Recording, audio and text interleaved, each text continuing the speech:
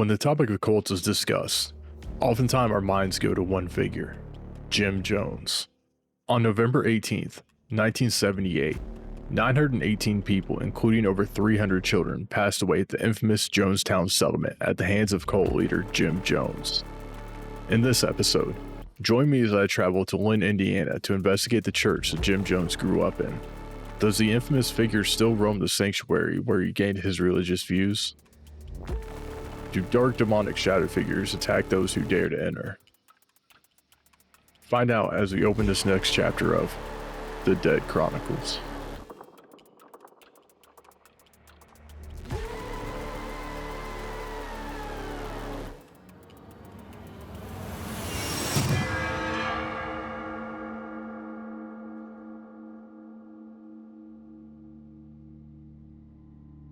Jim Jones was born on May 13, 1931 in Crete, Indiana, a small community just outside of Randolph County. Jim had far from a favorable childhood. His father, after fighting World War I, was subject to a chemical attack, and he was left with severe health issues. This left him unable to work and caused financial difficulties for the family. During the Great Depression, the Jones family lost their house and moved into a shack that was purchased by a family member in the town of Lynn, Indiana. The family was often found foraging in forests in attempts to find food. Their home was without electricity, plumbing, and was far from a good place to raise a child. While his father spent many long stints in the hospital, his mother neglected him. This led Jim to wander the streets, oftentimes naked and hungry. The woman in the community adopted Jim, feeding and clothing him. Arguably the woman who had the largest impact on Jim during his childhood days was Myrtle Kennedy. She was the wife of the pastor of the Nazarene Church. The two of them developed a strong bond, and she even gave Jim his very first Bible. Jim was fascinated and started dreaming of one day becoming a preacher himself, which his mother detested and attempted to stop. The way that the community viewed Jim quickly changed as he picked up a bunch of strange habits. Jim would hold funerals for roadkills at a local casket manufacturer, and it was even claimed by a neighbor that when no roadkill was there to be found, he would pick up neighborhood cats and kill them to hold funerals for him. He then started studying the works of people such as Adolf Hitler, Karl Marx, and Joseph Stalin. Neighborhood children said it was then that he adopted this dictator-like personality, where he would rule over the children in the area, forcing them to do whatever he asked or suffer physical abuse.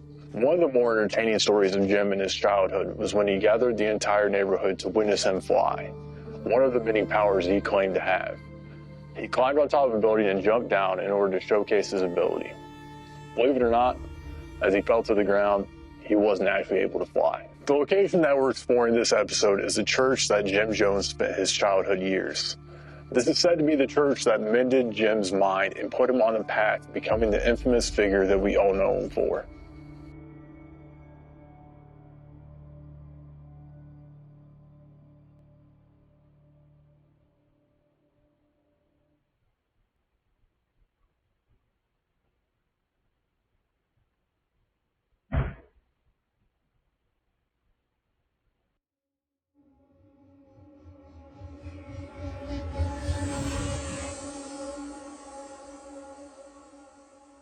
Alright guys, so I can't believe I'm about to do this, but I'm here at the Jim Jones Church.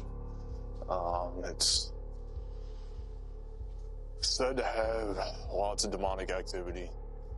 There's been quite a bit of evidence to prove that. And I'm down here in the basement. It's, 4 in the morning now, past the witching hour. And a lot of the evidence that's been captured here has been done via app, and I'm kind of a skeptic, but apparently that's the way he likes to communicate. I don't know. Honestly, this is wildly terrifying, but I'm going to try this as a skeptic and see if I can maybe communicate with this demonic entity here that we're not sure if it's Jim Jones himself or whatever caused Jim Jones to do what he did. So hopefully we'll be alright. I'm going to open this up and we're going to see if we can't get any sort of responses here.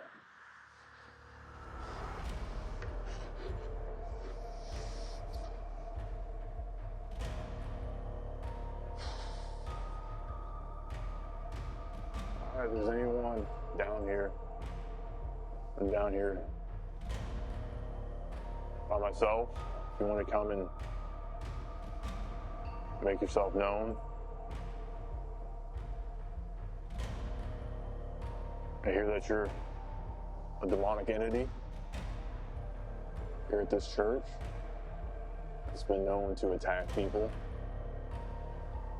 And if you want to, you can attack me.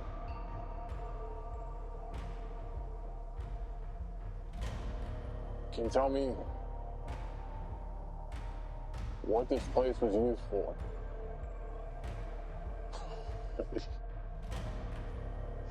It literally says cathedral, and we're in the church. That is absolutely insane. Okay. It says cathedral. Okay. That's, thank you for that. Can you maybe tell me what took place down here? It literally says dinner. It literally says dinner. What? Oh my God. We are down here in the kitchen, and it says dinner. Okay, so are you, evil presence? Is there an evil presence here? Okay, path. Probably, this was like the pathway between life and death, I would assume, is what they're getting at, or, church is all about the pathway to heaven, hell. So it's kind of weird. Can you maybe tell me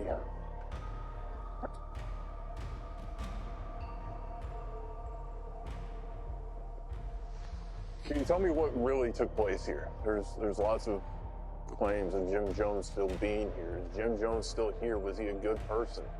What can you tell me? Okay, epiphany.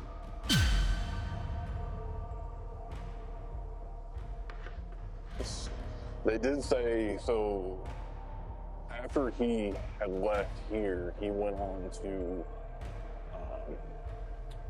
Richmond and became a preacher. And then that's when he supposedly had this epiphany to then go to California and start the People's Temple. And that's what unfortunately led to all those deaths. So,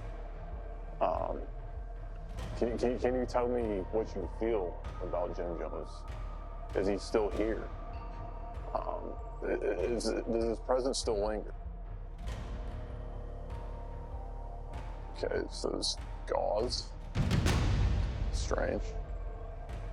Is someone hurt down here? Did someone get injured? Is that why there's this evil kind of demonic force down here?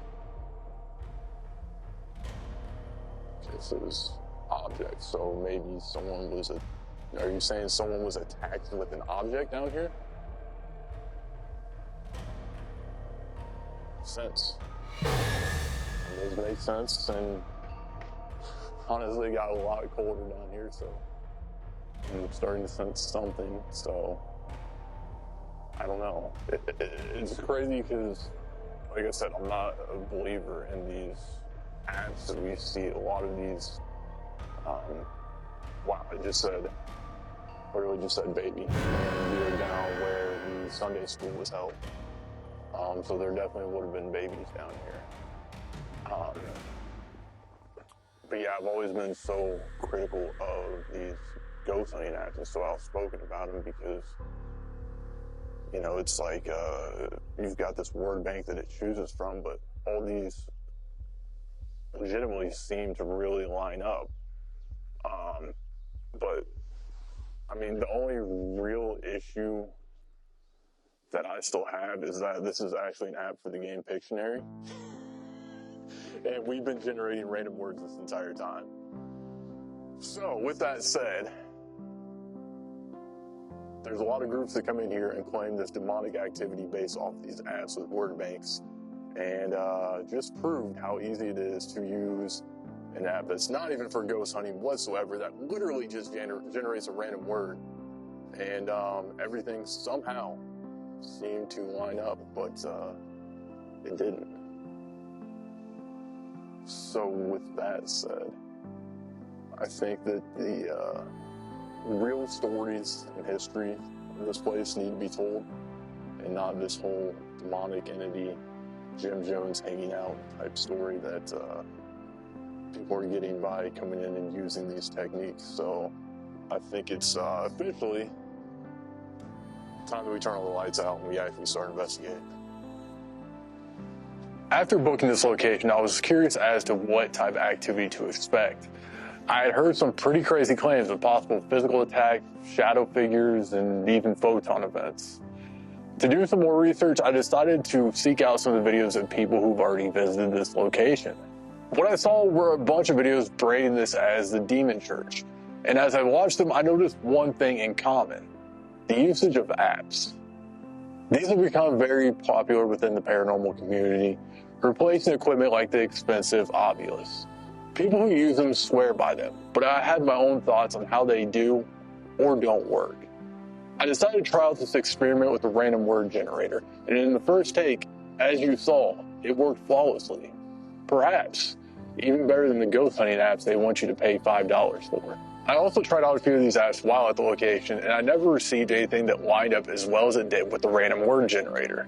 The other things that are very concerning about these apps are the ability to add and subtract words from the word bank. On top of that, the use of GPS location services. They say this is to log evidence for other people to see when they visit the same location. And finally, most of these apps are made by the same company. They're simply renamed or rebranded. Now, as someone who's had to help older family members with technology, even after they read the instruction manuals for whatever it is they're trying to operate, I'm also left to wonder how these people who lived decades ago know how to use this technology to communicate.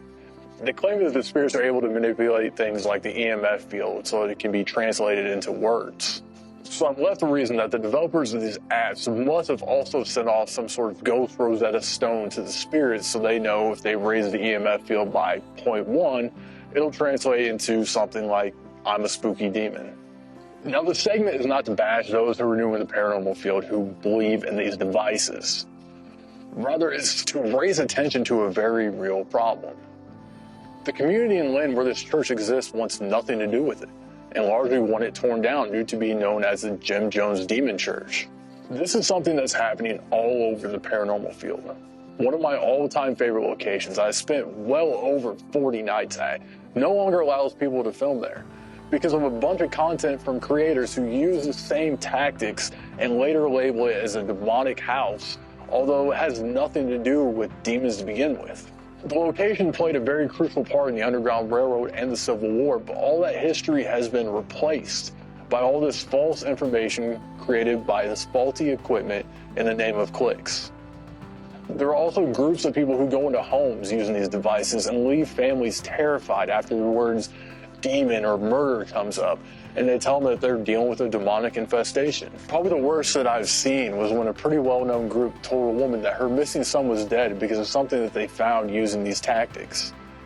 Although this might be great for entertainment, it's not only limiting the places that us investigators can go to and investigate, it also hurts the local community.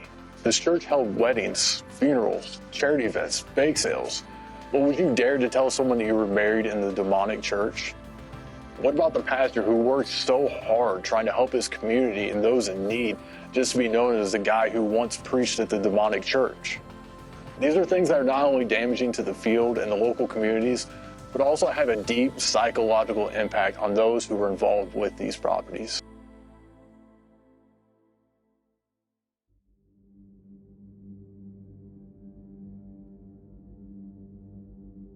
All right.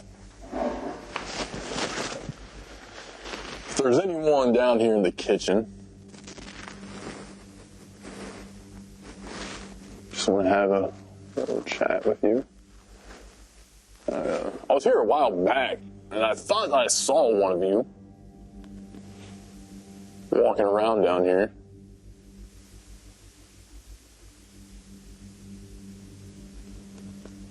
We got this device here on the table that you can speak into. It's not going to hurt you. It'll just let me hear you later. We got this device over here that I'll grab and I'll put next to it. This little meter right here, once again, will not hurt you. But if you get close to it or if you touch it, it'll let me know that you're here. I'm not here to try to make you do things. I'm not here to get you to leave. Nothing like that. It's came here to have a conversation. If there's anyone down here, you can knock on something, you can yell, close a door, push a chair, whistle.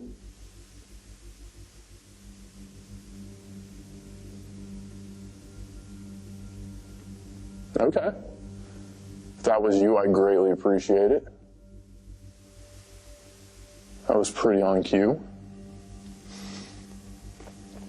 What would really help me know that you're here is if you would come close to this device over here, this orange device with the numbers on it. That would really, really help me know that you're here.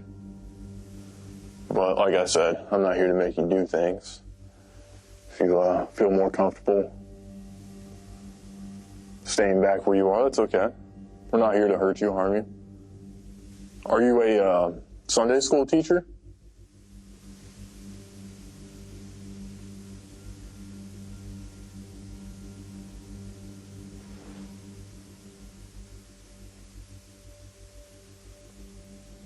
I heard that there's some kids down here who like to play.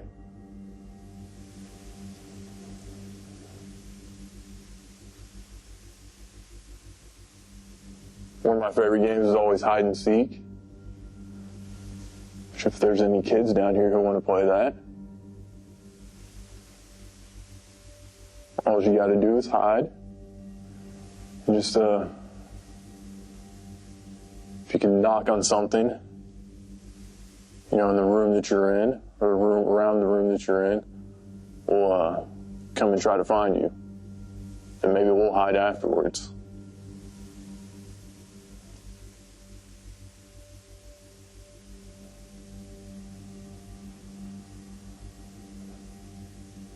So if you are down here, I know a lot of people come here and all they want to talk about is Jim Jones. I'm sure you're tired of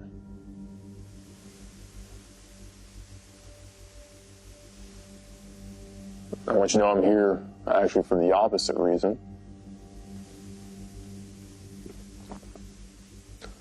I want to hear your story.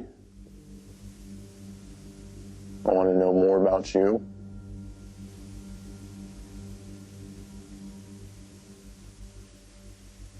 And all the good things that you did. Because you should not be defined by what one man did years after he left here.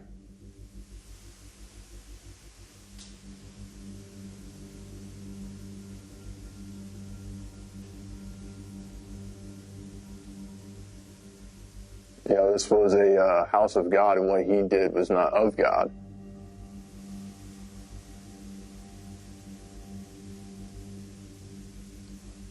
So I don't want this church to be defined of the evil that happened, that you guys had nothing to do with.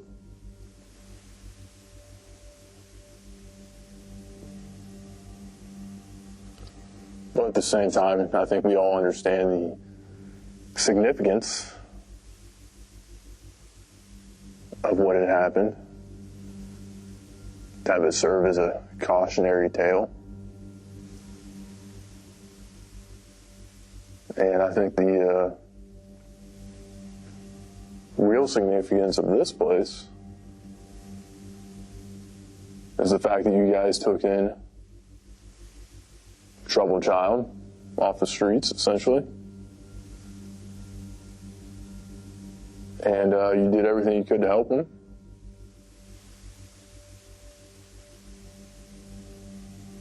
And while he was here, he wasn't known as this evil person. It wasn't until after he left. So my question is, what can we learn from you? Because it seems as if you prevented the evil from coming out.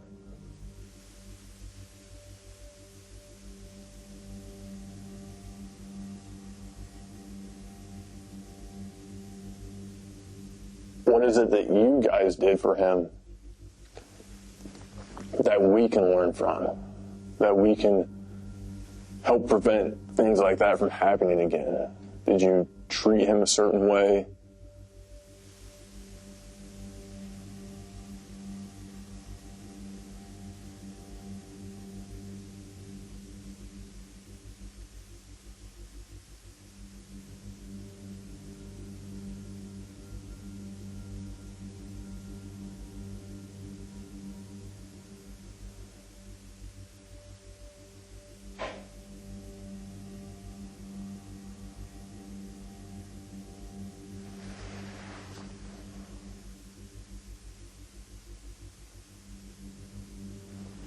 I swear on my life.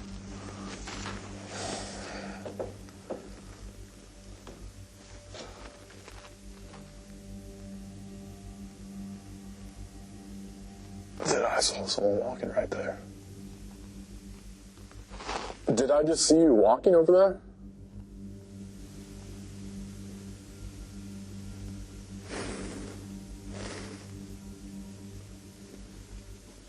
That's exactly where the time that I had seen the apparition, it was right there in that same spot.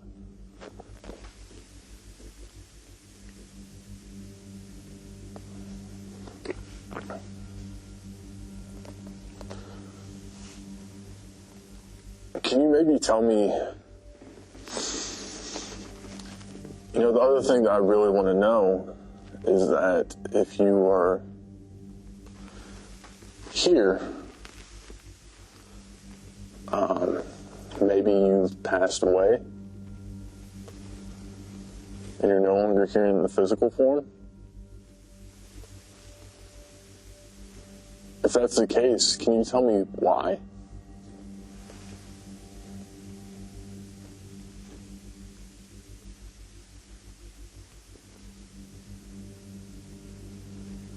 And the reason I ask is this being a church, I would imagine you're someone of faith.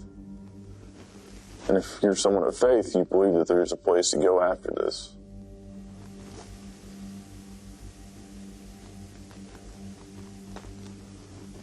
So it just leaves me curious as to why anyone would linger here. Is there a woman down here? I thought I heard you speaking. I was just curious as to what your job was. Or is. Are you a cook down here? Or are you a Sunday school teacher?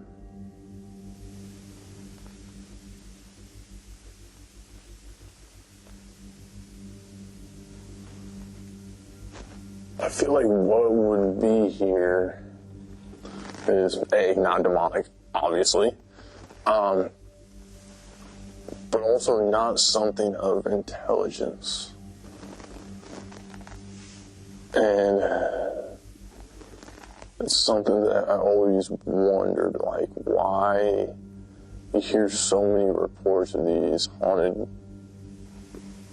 graveyards. And it's like, why would a cemetery be haunted? Like, very rarely does someone actually die in a cemetery.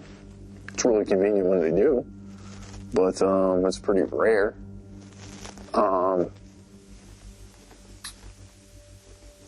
That's something I thought about for a long time, until I really thought about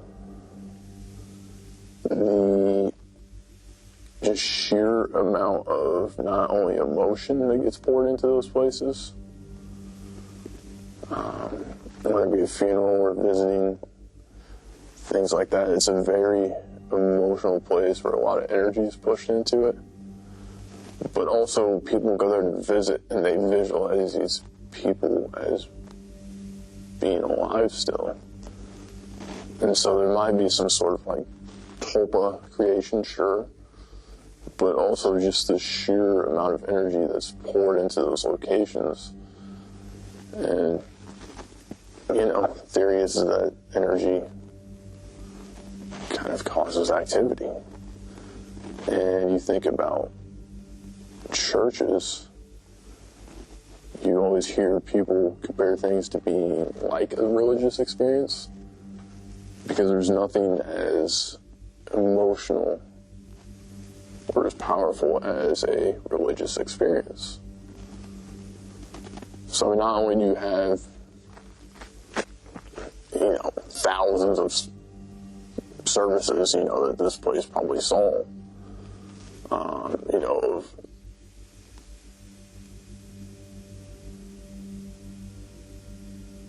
the camera just went completely out of focus and refocused.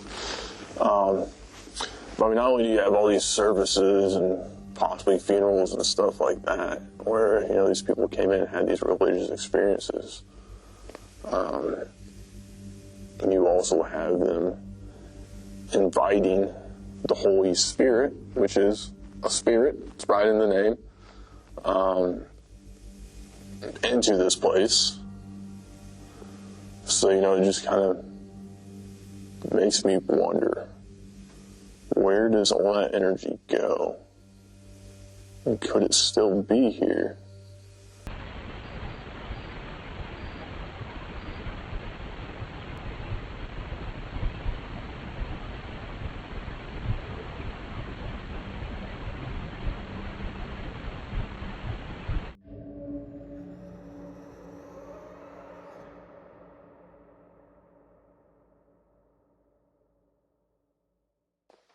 So cold up here.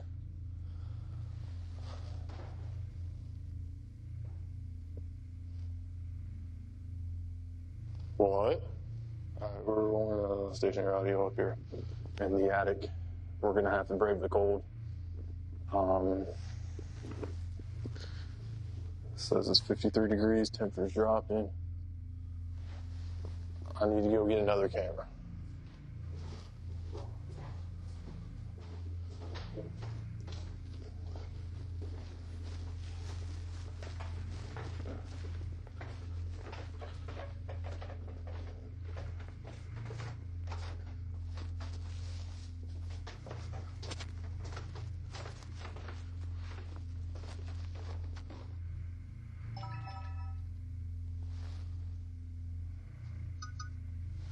Boop, boop, I hear you.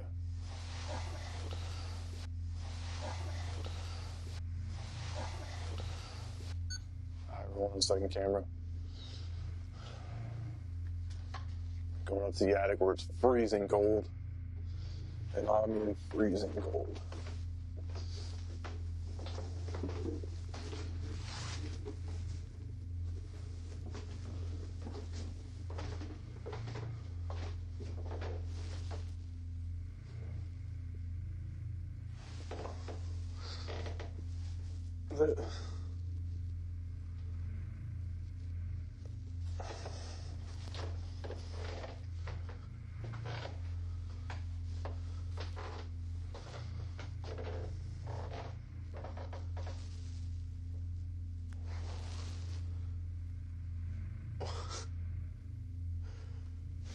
There was someone right behind me on the stairs. I heard a step. What? Okay, I hear you. I'm coming to chat, don't worry. I'm up here to talk. See, I got two devices laid out here. I can literally see my breath up here.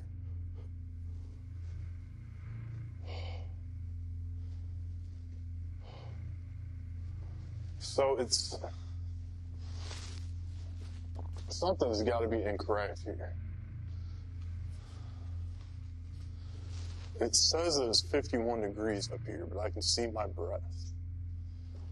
So, strange. That was the camera leg there. I made that little rumpa-pum-pum. That wasn't the camera, though.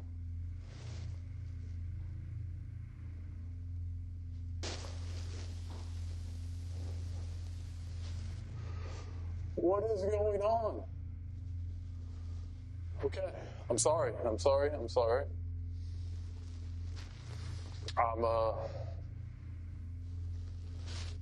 just trying to get a handle on what's going on up here. So thank you, first of all. If that's you, I appreciate it.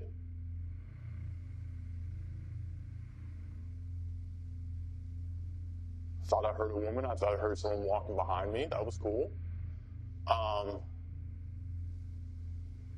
To confirm it, can you maybe go up to that device up there with the numbers on it and touch it?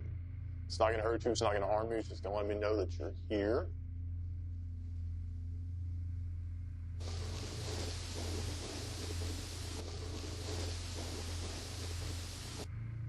I simply came here to have a conversation.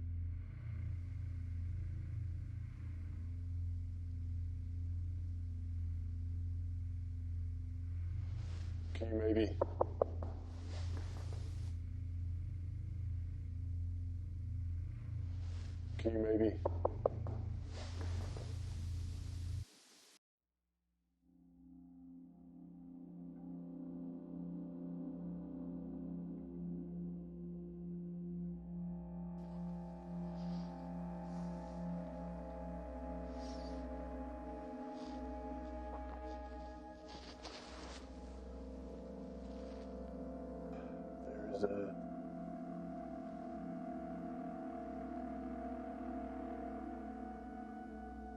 There's anyone inside this church? I think it's technically Sunday now.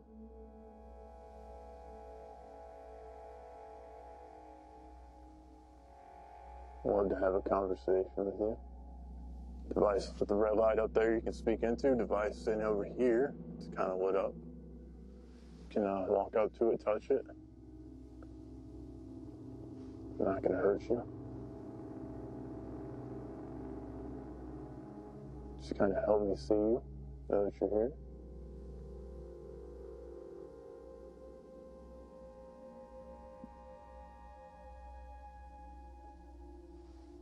Did you work at this church, or did you just attend it?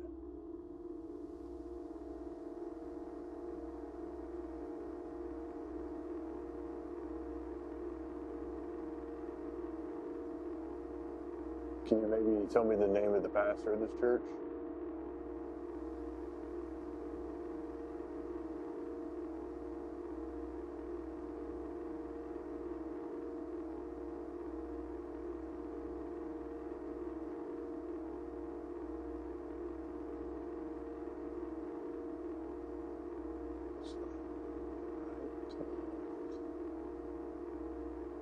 Yeah, I really wanted to come and speak with you because I feel like your church has gotten an unfair representation.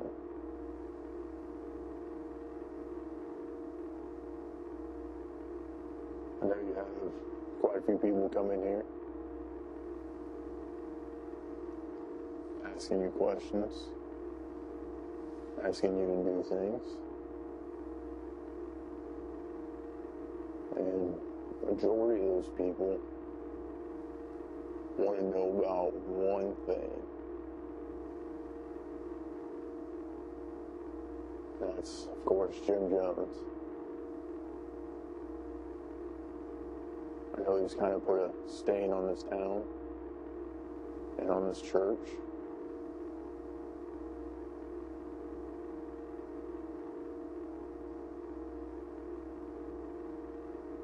But I don't think that fairly represents who's here. So that's why I wanted to come and talk to you so we could create a new narrative. Because even when Jim Jones was here,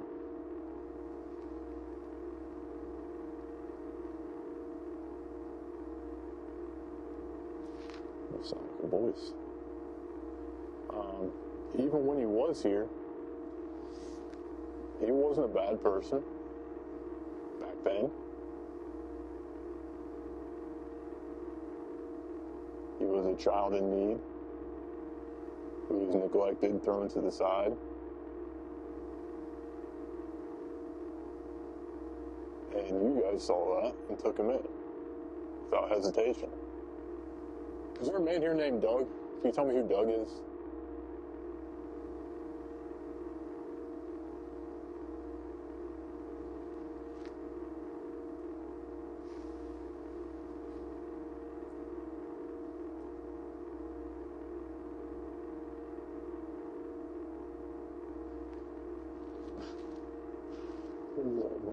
So, it's just about a week or so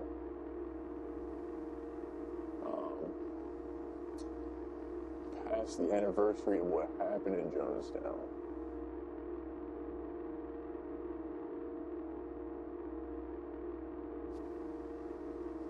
It was obviously a very tragic event.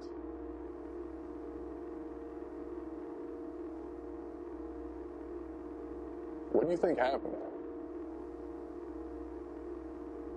I ask that because if you're here, you very well might have known Jim better than most people. You saw him grow up. There was a lot of childhood trauma and later on drug usage.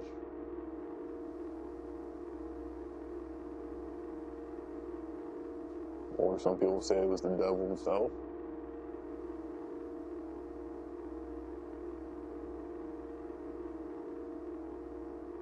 Have you guys forgiven him for what he did? I know that's a pretty tall ask, but as a person of faith, you're supposed to forgive and forget. Were you able to forgive Jim Jones, not just for what he did, but also for the spotlight he put on this church and this community, kind of the stain he put on it?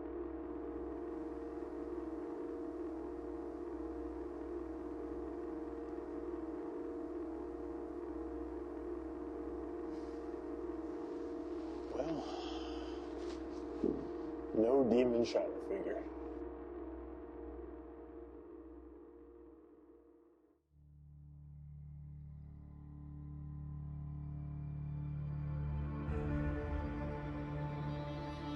To the offices. And see what we can't get. We have a set of tape recorder out here. And in this room I have set up the stationary audio and EDI meter. So hopefully we can get some sort of interactions.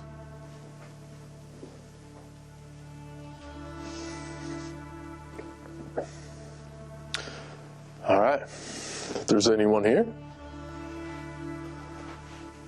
my name is Austin. You have a very beautiful church. It's very welcoming.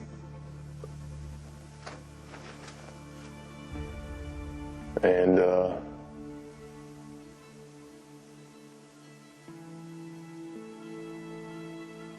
can say I'm kind of a lost soul trying to find my way. I'm here to try to find some guidance. Pastor's here in his office.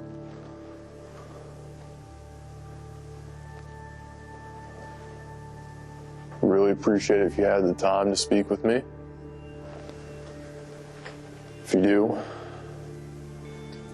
if you could just touch that device right there on the table with the numbers on it, the orange one, that'll let me know that you are willing to speak with me, or at least that you're here with me. Pastor, I'm really interested in hearing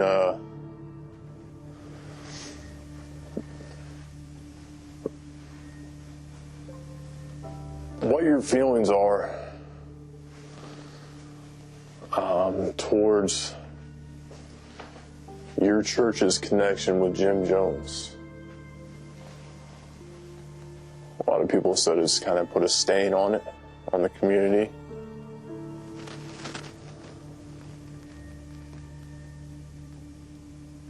I personally don't feel like it represents you or this church. Just interested in how you feel about it. Do you forgive him for what he did to not only all those people, but also to you guys, your reputation in this city?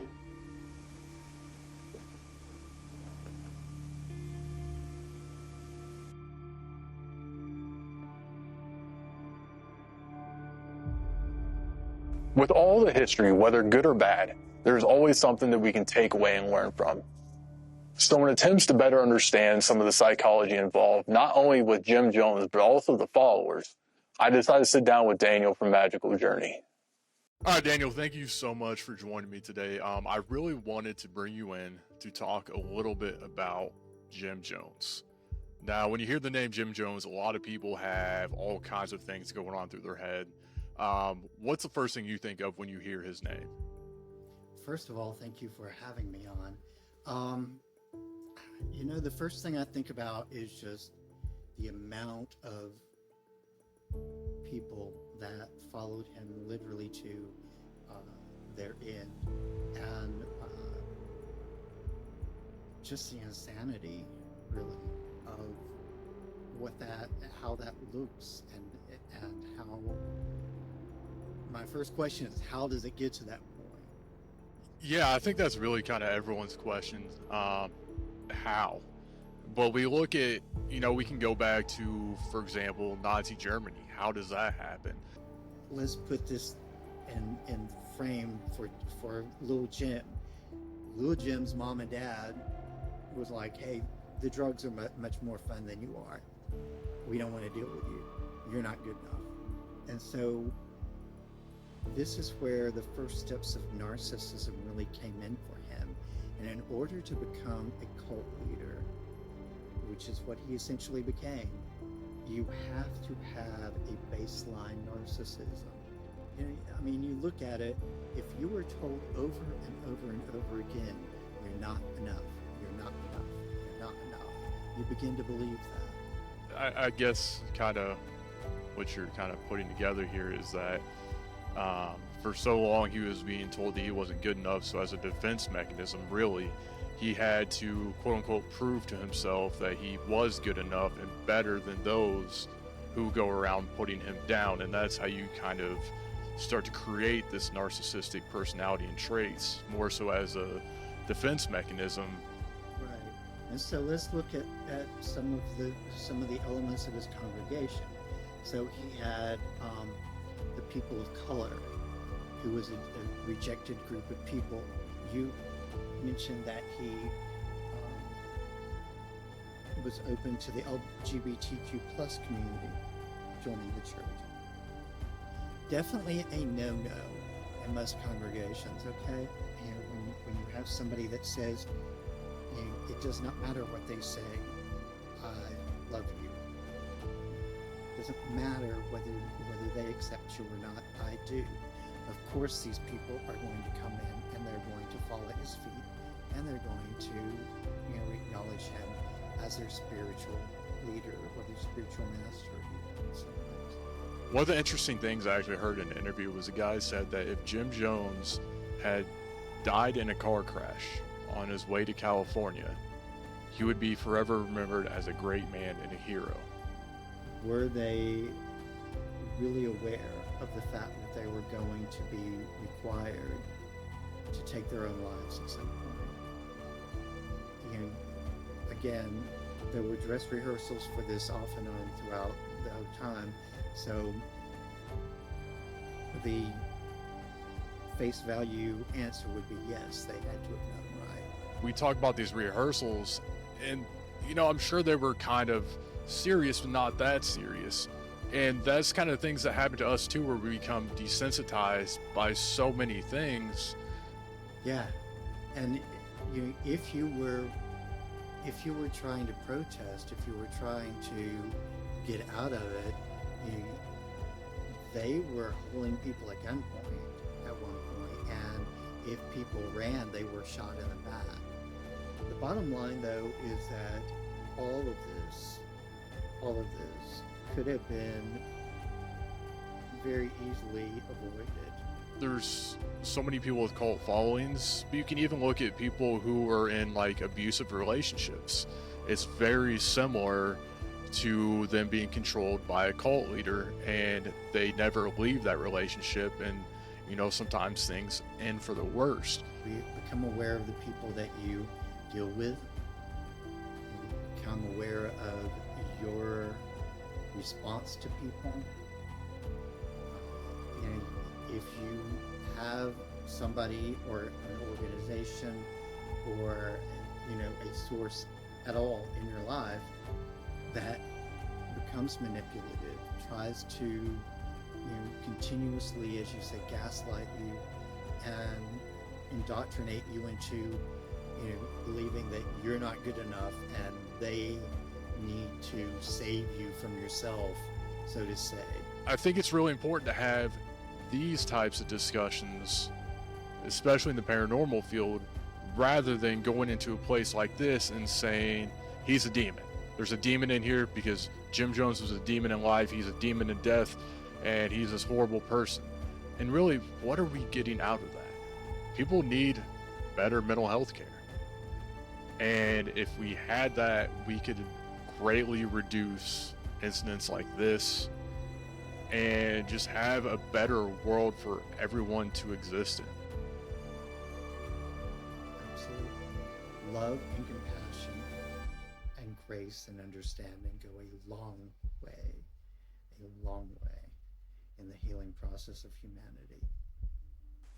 The Jim Jones Boyhood Church in Lynn, Indiana is a very interesting location. Although I may not have came away with a whole lot of evidence, my real experience came after the camera stopped rolling.